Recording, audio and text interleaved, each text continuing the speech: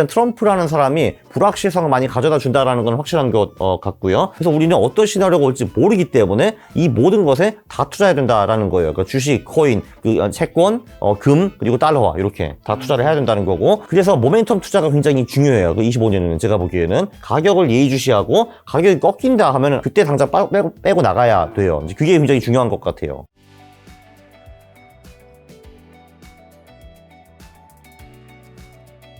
자, 전 세계가 지금 트럼프의 관세 폭탄으로 굉장히 뜨겁습니다. 트럼프가 일단 멕시코, 캐나다산 25%, 뭐 중국산 10% 추가 관세 부과는 행정명령에 서명했었죠. 그리고 난 다음에 그 다음에 뭐 멕시코산은 유예한다는, 한 달 정도 유예한다는 뭐 얘기가 있었던 것 같기도 한데, 네, 왜 그런 행정명령을 내렸고 세계 경제에 미친 영향, 그리고 유예까지 한 이유 뭘까요? 트럼프가 이거를 그 대선 전에도 계속 강조를 해왔어요. 우리는 관세를 때리겠다. 다 나쁜 놈들이다. 그래서 우리는 다 쟤를 죽여버리겠다. 해가지고 실제로 그거를 실행하는 것처럼 보였죠. 이게 세계 경제는 그다지 좋지 않은데 이거 왜 하느냐 한번 보면은 미국에서 일자리를 지킬 수 있고 뭐 이런 식으로 해가지고 으름장을 하면은 해외 기업들이 알아서 미국으로 들어올 것이고 뭐 이런 것 같아요. 그래서 이제 그러면 그거는 미국한테는 일단 좋은 거고 남들한테 별로 안 좋겠죠. 근데 그건 상관없다. 우리한테 좋으면 좋다. 이렇게 하는 거고, 그래서 실제로 그거를 하는 것처럼 이제 보였는데, 사실 근데 문제는 뭐냐 하면 이제 부작용이 있죠. 이렇게 하면은 일단 첫 번째는 수입 물가가 엄청 올라가겠죠. 관세가 되면은 미국 사람으로서 원래 10불짜리 쓰고 있었는데 관세가 30% 붙으면은 13불이 되는 거잖아요.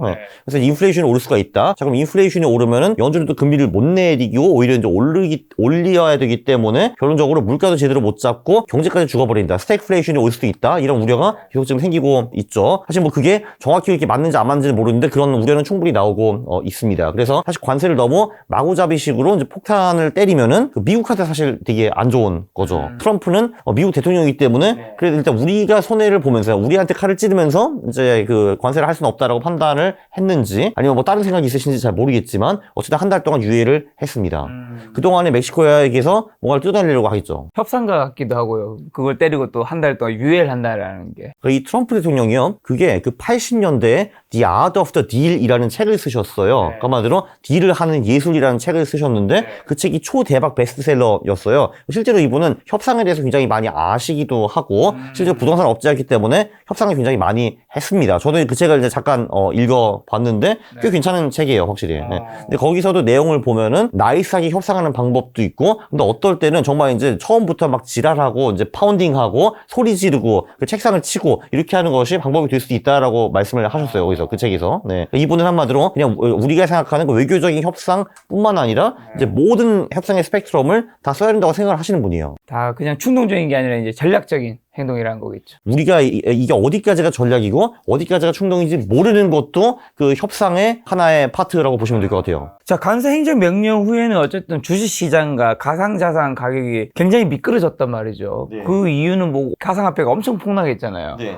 오늘 자고 일어났더니 네. 굉장히 많이 좀 비트코인은 거의 뭐 돌아왔고, 뭐 아직까지 완전 돌아오진 않았지만 네. 그렇죠. 많이 어제 빠진 거 해보겠죠. 정도는 거의 돌아왔어요. 네, 일단 알코올은 왜 아니고. 네. 관세 행정 명령으로 자산시장 왜 떨어진 거죠? 저도 사실은 2025년이 2017년과 비슷할 거라고 봤어요. 그러면 이제 우리는 2017년을 한번 들여다봐야 되는 거죠. 자, 일단 2017년은 트럼프 1기 1년 차였어요. 지금은 2기 1년 차이잖아요. 그래서 저는 17년과 25년이 대체로 비슷하다라고 봤어요. 참고로 그때 그냥 이제 팩트만 말씀드리면은 이제 코인 같은 경우는 이제 수십 배가 올랐었고요. 2017년에. 그리고 한국 주식도 당시에 2000에서 2600까지 30% 거의 스트레이트로 올랐고, 미국 주식은 정확히 몇 프로까지는 기억 못 하는데 거기도 두 자리 숫자 스트레이트로 올랐습니다. 1년 동안에. 근데 그때 그 이유가 뭐냐 하면은 16년 말에 트럼프가 갑자기 대통령이 돼가지고 그때 쟤를 쓰긴 이제 다 죽었다 아이고 생각하고 있었는데 정작 이 양반이 와서 한 게 1년차 한 게 기업 감세를 굉장히 많이 추진을 했고요. 법인세 감세. 네, 맞아요. 그리고 규제 같은 거를 많이 풀어줬어요. 그러니까 이런 거죠. 사람들이 덜어 떨고 있으면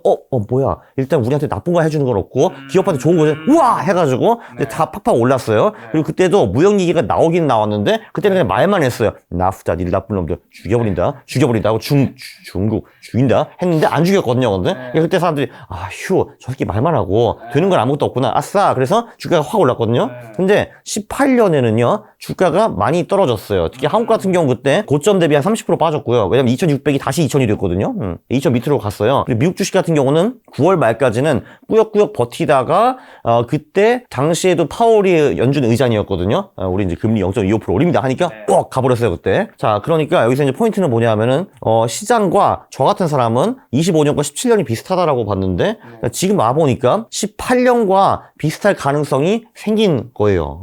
근데 18년에는 당신 참고로 비트코인이 80% 빠졌고요. 비트코인 80% 빠졌고 미국 주식만 꾸역꾸역 버텼는데 그래도 한 6% 빠졌어요. 연간으로 보면은. 그리고 고점 대비 20% 빠졌고 한국 주식도 2,600까지 갔다가 2,000까지 떨어졌어요. 그러니까 한마디로 2018년의 악몽이 다시 이제 떠오르는 거죠. 2018년은 무슨 내용이냐? 2017년에는 트럼프가 야 무역 니들 죽었어 말만 했는데 18년 진짜 죽이기 시작했어요. 그러니까 3월에 저기 중국 철강 알루미늄 25% 관세 빵 해버리고 그다음에 7월 이제 다 관세 25% 해가지고 그때부터 이제 미중 무역 전쟁이 본격적으로 시작이 되었고 증시가 버티지 못했죠. 그러면 올해는 18년과 비슷할 것 같다고요? 저는 아직은 17년 파거든요. 근데 아직은 17년 파이긴 한데 그러니까 2월 2일 전에는 제가 17년이 다시 올 가능성을 한 8, 90% 정도로 봤거든요. 지금은 확실히 그거보다는 확률이 좀 내려갔다고 저는 보고 있어요. 확실히 2017년에 그 드림 시나리오 올 가능성이 좀 내려갔고 2018년에 악몽 시나리오 가능성이 좀 높아졌어요. 확실히. 올해 뭔가 증시나 가상자산이 좀 위험할 수 있을 것 같은데 트럼프의 관세 정책이 연준의 금리 인하 속도에도 영향을 줄 가능성이 있을까요? 그것 때문에 사실은 뭐 자산시장도 지쳐인 것도 있는 거잖아요. 당연하죠. 뭐 금리가 자산시장에 중요하다는 건 누구나 다 아실 테니까 그거는 설명 안 해도 될 것 같고 이제 25년에 그 인하 기조가 좀 더 지속될 거라고 봤잖아요. 이제 그게 이제 한 번이나 두 번이나 세 번이나 뭐 이런 거 가지고 이제 고민을 하고 있었는데 관세 때문에 수입 물가가 엄청나게 증가한다. 그리고 이제 이민 정책 같은 경우도 불법 이민자 다 추방해 이렇게 하고 있잖아요. 근데 그 불법 이민자들이 이제 값싼 노동력을 제공을 해줬는데 여기서도 사실 물가 상승 여지가 좀 보이잖아요. 그러면 지금 사실 22년에 그 물가 상승률이 한 8, 9%까지 올라갔다가 지금 겨우겨우 잡아가지고 3% 밑까지 맞춰놨잖아요. 아직도 2%까지는 못 가고 이런 식으로 되면은 수입 물가가 오르고 인건비가 올라간다 하면 다시 인플레이션이 올 수 있다라는 건데 연준이 하는 게 그거잖아요. 인플레이션 잡는 거. 당연히 금리를 못 낮추고 오히려 올려야 될 수도 있는 거죠. 네. 그게 사실 최악의 상황이죠. 자, 근데 한국은 관세 대상국에 포함도 되지 않았단 말이죠. 네. 한국 주식은 어저께 왜 이렇게 또 시청했던 거예요? 그거요? 대부분 사람들이 트럼프가 중국을 팰 거라고는 예상을 했어요. 왜냐면은 2018년부터는 초당적으로 미국은 중국을 패고 있잖아요. 그러니까 바이든도 중국을 많이 팼어요. 그리고 이제 트럼프도 당연히 팰 거라고 생각을 했는데 이 우방국들까지 심하게 흔들지는 몰랐던 거죠. 사실 미국과 가장 친한 나라가 캐나다와 멕시코잖아요. 바로 옆이기도 하고 그 나프타 관세 동맹이기도 하고 뭐 이런 건데 한국도 사실 미국과 굉장히 친한 나라이고 사실 대한민국이 미국이 만들어준 나라잖아요. 근데 사실 트럼프는 이런 거 별로 신경 안 쓰는구나. 그러니까 친구든 적이든 일단 패고 보는구나. 그러니까 who is next? 그 다음 타깃이 누구겠냐 이건데 이건 되게 간단해요. 그냥 대미국 무역 흑자가 높은 나라라고 이제 보시면 될 것 같거든요. 그런 나라가 뭐 어디 있냐? 중국은 이미 나왔고 그리고 중국이 지금 캐나다나 멕시코를 통해서 우회 수출을 한다라는 말이 좀 나오고 있잖아요. 그러면 이제 그 다음 타깃은 뭐 사실 그런 나라잖아요. 뭐 일본, 뭐 EU, 한국 뭐 이런 나라들인데 한국도 당연히 거기 포함이 되어 있죠. 왜냐면 한국도 그 대중 수출을 요즘 많이 줄이고 대미 수출 쪽으로 이제 많이 갔잖아요. 그래서 사실 옛날에는 그 대미 수출 비중이 대중 수출보다 훨씬 적었는데 지금은 이제 거의 비슷하거나 뭐 그러잖아요. 당연히 who is next 할 때 한국이 나올 수밖에 없는 거죠. 그리고 원달러 환율이 또 1430원까지 떨어졌다가 다시 70원까지 근처까지 치솟았단 말이죠. 네, 그죠. 강달러 다시 되고 있는 이유가 조금 전에 그것과 똑같은 맥락인데 그러면은 한국의 수출이 타격을 받을 수 있다. 그럼 한국 수출 기업도 박살날 것이다. 그럼 걔네들 주가가 빠질 것이다. 외국인 입장에서는 오 쉣 하면서 그런 주식을 팔고 도망가려고 할 텐데 그 과정에서 원화도 당연히 하락하겠죠. 그리고 환율이 오르는 거죠. 자, 트럼프와 관세 전쟁이 어쨌든 지금 이제 본격화되면서 2차전지 관련주가 또 급락하고 있다고요. 아니, 이미 많이 떨어졌는데 또 더 급락을 하면 떨어진 이유는 뭔가요? 근데 아직도 사람들이 2차전지 하더라고요, 보니까. 이해가 안 되는데. 예. 좀 이따가 엔비디아 얘기할 때도 한번 나올 텐데, 늘 주식시장이라는 게 주도 섹터도 있고 주도주라는 것이 있잖아요. 그리고 그게 몇 년간 보통 가는데, 그러니까 보통 얘가 빠지고 이게 주도권이 바뀔 때는요. 그 전 주도주는 80%의 확률로 반토막이 되고 50%의 확률로 80% 하락이 있습니다. 그게 이제 마크 미너비니의 50-80 룰인데 그 에코프로가 그거를 정확히 증명을 했죠. 그게 맞다라는 거를. 그리고 사실 뭐 그 2차전지 그거 다 중국한테 뺏긴 거 아니에요, 사실? 그래서 거기서 이제 무슨 희망을 보는 건지 솔직히 잘 모르겠거든요, 저는. 한국에 대한 트럼프 관세 정책의 변화 시 충격이 예상되는 대표 산업은 뭘까요, 한국에서는? 한국이 미국에 수출을 많이 하는 거 전부 다라고 보시면 될 것 같아요. 예, 그러니까 예를 들면 반도체라는 것이 있고 차라는 게 있고 그 전지, 그 말씀하신 2차 전지, 뭐 이런 것들이 차량은 있죠. 자동차 말씀하시는 자동차, 거예요. 예, 그렇죠. 마시는 차 차는 말고. 아니고요. 예. 그렇게 해서 자동차나 자동차 부품 이런 것들도 이제 피해를 볼 수 있고 반도체랑 그리고 이제 전자제품 이쪽도 그렇고. 전자제품. 네, 그리고 지난번에 트럼프가 윤 대통령이 통화할 때 조선도 언급을 했잖아요. 조선 섹터 자체는 괜찮다고 보는데 그 조선소를 미국으로 옮기자라는 말이 분명히 나올 거거든요. 그게 그거는 조선 주에는 뭐 크게 나쁘지 않을 수 있겠다. 네.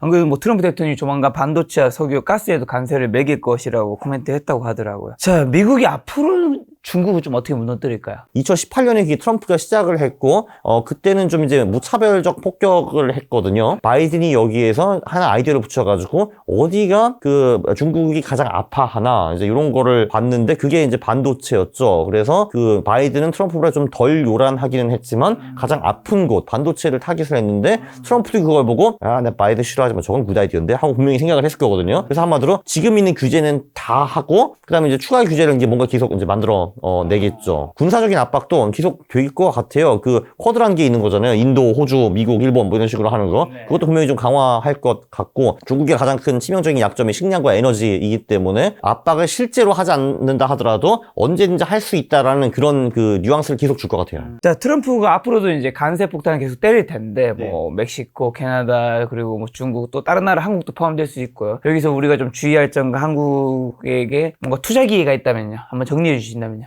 투자 환경이 좀 덜 좋아진 거는 맞기는 맞아요. 그 정치 쪽에서 아무것도 안 하는 것이 사실 투자자한테 제일 좋거든요. 그래서 23년, 24년에 미국 주식이 엄청 올랐어요. 왜냐하면은 바이든은 당시에 치매 환자였기 때문에 그냥 앉아가지고 아무것도 안 했거든요. 그게 이제 최고예요. 사실 시장한테는. 그러니까 트럼프가 관세를 하고 안 하고 그리고 어떤 식으로 이제 튀고 이런 게 좀 예측 불허이기 때문에 이게 시장의 변동성을 굉장히 많이 가져와요. 그 이름 코인 하셨으면 그거를 아마 어제와 엊그제 느끼셨을 거예요. 왜냐면은 2월 2일에는 일단 비트코인이 거의 뭐 10몇 프로 빠지고 알트코인 몇십 프로 빠진 다음에 그리고 비트코인은 다시 갑자기 하루 만에 또 10% 오르고 막 그랬거든요.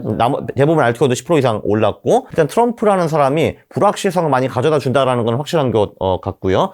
이래서 제가 보기에는 중요한 게 두 개인 것 같아요. 자산 배분을 좀 해야 될 것 같고 왜냐면은 제가 지금 그 2017년 시나리오 그러니까 좋은 시나리오가 있고 18년 시나리오 안 좋은 시나리오가 있다고 했는데 솔직히 25년이 17년과 비슷하게 갈지 18년과 비슷하게 갈지 나는 알 수가 없어요. 지금은 아직 알 수가 없는데 근데 그러면은 18년에 그나마 잘 된 자산이 뭐냐 하면 보면은 그때 이제 주식은 다 별로였고 코인은 완전히 망했고요. 그 대신 그나마 잘 된 게 이제 채권, 금, 달러화 뭐 이런 거였거든요. 근데 또 반대로 17년 같은 경우는 코인, 주식 이런 게 진짜 많이 올랐어요. 그래서 우리는 어떤 시나리오가 올지 모르기 때문에 이 모든 것에 다 투자해야 된다라는 거예요. 그러니까 주식, 코인, 그 채권, 금, 그리고 달러화 이렇게 다 투자를 해야 된다는 거고 그리고 두 번째는 그래서 모멘텀 투자가 굉장히 중요해요. 그 25년에는 제가 보기에는 왜냐면 이게 17년에 아름다운 시나리오가 올 수도 있고 18년에 그지 같은 시나리오가 이제 올 수 있는데 어떤 시나리오가 올지 모르기 때문에 가격을 예의주시하고 가격이 꺾인다 하면은 아 이거는 17년 아니라 18년에 오른 것 같네 하면은 그때 당장 빼고 나가야 돼요. 이제 그게 굉장히 중요한 것 같아요. 작가님의 자산 비중은 좀 어떻게 나눠져 있죠? 70% 정도를